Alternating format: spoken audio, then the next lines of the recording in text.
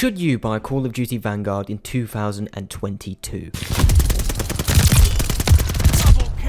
Call of Duty Vanguard is the 19th Call of Duty and is once again set in World War II. And somehow it feels like an alternate reality version of World War II because it just doesn't make any sense, and there's a few characters in here that kind of take ownership of certain events or made up events. I'm not even too sure, to be honest with you, but it's a bit of a mess and it doesn't really work. But we follow a new group of characters sent on a secret mission, but you really don't know what's happening on this mission because the game isn't about the mission. The mission is actually an excuse to spend an entire game on characters' backstories that you really don't care about, and it just doesn't work for me. We'll be talking narrative and gameplay, which includes multiplayer, but that'll be in the later section. You can just skip to it if you don't care about the campaign, although I would recommend you listen to me on that bit because it's like half of the game. My top 10 games that I played in 2021 is coming soon. Thank you guys for the support. 1 million views and 6,000 subscribers is insane for a year's growth, so if you haven't joined us, come and join us by subscribing or joining the Discord down below. Let me know your thoughts on Vanguard down in the comments below.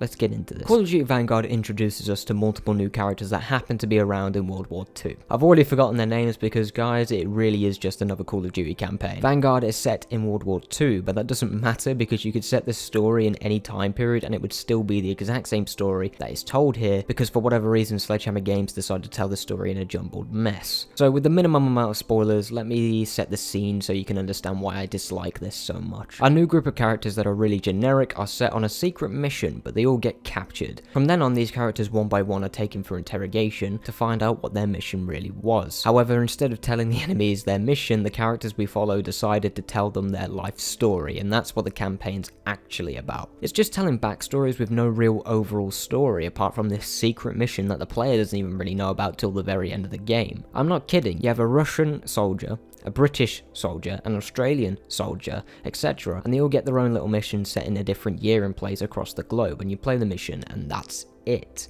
It's not like World at War where you follow two protagonists in a nice little story taking you through the events of World War II while bringing some fun characters like Reznov along. It's not like that. I would argue Vanguard is a waste of time, at least story-wise, perhaps even conceptually, because the story that's told here, or at least the characters that were created, are treated like they single-handedly won battles for their country, and it's just very ridiculous. It's unbelievable in certain aspects. The story, as a brief summary, is basically a Quentin Tarantino version of history like Inglourious, you know the word, except it has no style or vision and is just a very generic shooter with boring characters. The visuals are pretty cool though. But, you know, visuals have never been COD's strong point. I mean, Modern Warfare looks gorgeous, but that tends to go to Battlefield. But, you know, we've all seen Battlefield 2042, another game I do not recommend you buy. How's the actual gameplay, though? Are the levels any good despite the mediocre story? Once again, guys, it's a mediocre Call of Duty game. There are no real good, quiet, intense sections like Modern Warfare 2019, and there aren't any crazy, over-the-top missions like there were in Call of Duty Cold War with numbers, etc., just like the old Black Ops game. It's just a bunch of levels where you run directly at the enemy and shoot to get to the marker. That tends to be it. Yes, there are one or two stealth sections, but they are extremely poorly done. One of the missions is ripped straight from Call of Duty Modern Warfare 2019. Hell, even The Last of Us, or any kind of stalking kind of mission where the boss literally, well, at least in this game, the boss is a German soldier, and he literally spawns right behind you during this stealth section, and you can turn around and see him. It is a joke. It is the laziest kind of level design I've seen in Call of Duty in a long time. I'm not kidding. There you go. There's the evidence. You literally turn around and he spawns behind you. Who thought that was a good idea? Who thought that? Why wouldn't you? I don't. Okay, it's a AAA game, it's Activision, it is what it is. On that note, let's talk bugs. There are so many bugs, man. I've never encountered so many bugs in a Call of Duty campaign, because usually, as much as we like to hate on them these days, the experiences are so linear, it's pretty difficult to encounter bugs. But Call of Duty Vanguard is an absolute mess when it comes to visual bugs or just glitches in general. Enemy AI is dumber than ever. They just stand there and run at you with weapons that don't make sense for them to be using because for some reason, Japanese soldiers are using STG-44s as their standard weapons. Are you serious? This isn't always the case, but why are Japanese soldiers running around with STG-44s? It makes absolutely no sense. This is what I mean by it feeling like an alternative timeline, basically. Each character that you follow or play as has different abilities, because for some reason Call of Duty needed to be Overwatch all of a sudden, One character gets aimbot, the female character is suddenly a superhuman climbing anything in sight, and the others I really can't remember and have no interest in remembering their abilities because it's just very generic. I know a lot of people put a lot of work into these games, and I get Call of Duty is officially just a machine of soulless cash grabs at this point, but you can be a soulless cash grab without disrespecting the deadliest conflict the world has ever seen. Like, I don't know who thought this game was a good idea, or at least the campaign section of it, but we'll get to multiplayer. I had a whole different script written out for the campaign review, but I just don't want to waste your time. It's ass. I understand if some people like the campaign. I had someone comment on my community post about Call of Duty. Forgot your name, mate, sorry.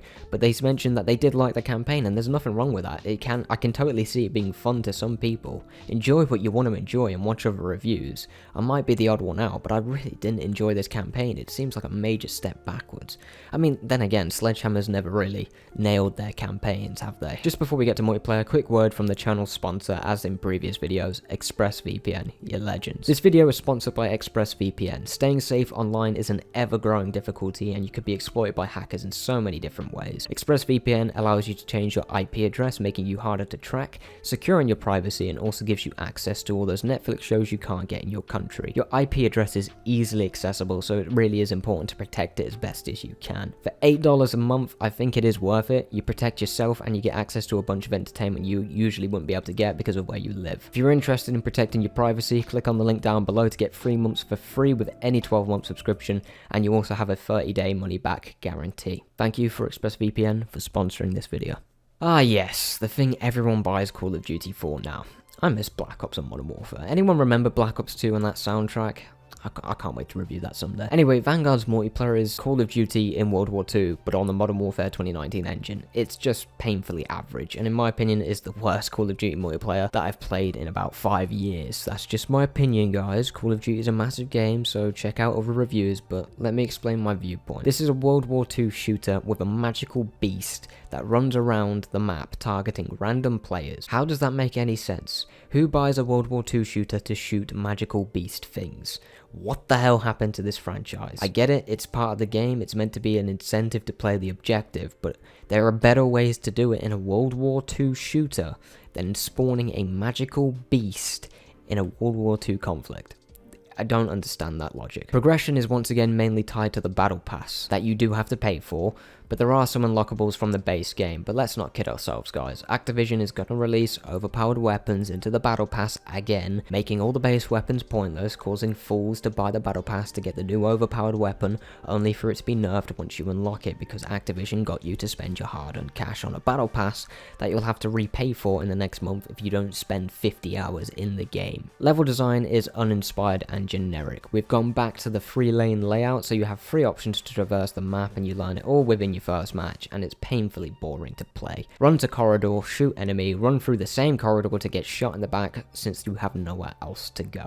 That sums up most of the maps, and the maps that don't follow that archetype are even worse than those maps, because the maps that do leave the 3-lane design behind are way too big, with giant open spaces for people to camp, causing the map to turn into a 3-lane map anyway, because it's impossible to cross this map because it's too damn open with no cover whatsoever. Who gave these maps the green light? Just like every Call of Duty now, shipment is back, but it's even worse with worse spawns, etc. But it's still the most fun I had in Call of Duty Vanguard because campers are non-existent. There is nowhere to camp because the enemy team just spawns behind you anyway. Top level design right there. Weapon customization is cool, but once again, it doesn't suit the time period it's set in. This is the main problem with modern games going back to World War or the Cold War, etc. And that's that they develop the game like it's set in modern times, with ridiculous attachments for the time, or just customization that makes no sense, or giant magical beasts roaming the maps killing people for no reason.